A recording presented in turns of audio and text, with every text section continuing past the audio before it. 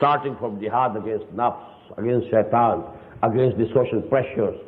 Then making dawah, spending your time, your money, your intelligence, understanding whatever Allah has given you for the making of dawah, attaining the capability of doing dawah, learning your deen yourself, understanding it, having a deep insight into it.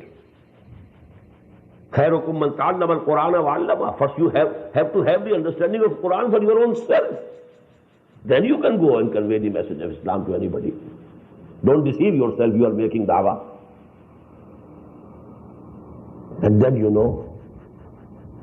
to come in the field, challenge the system. Be in a party. آمُرُكُمْ بِخَمْسٍ. And in another riwayah of this hadith, another narration, there are additional words. آمُرُكُمْ بِخَمْسٍ Allahu amarani billah. I am ordering you 5 things. And not on my own. Allah subhanahu wa ta'ala has commanded me to do so.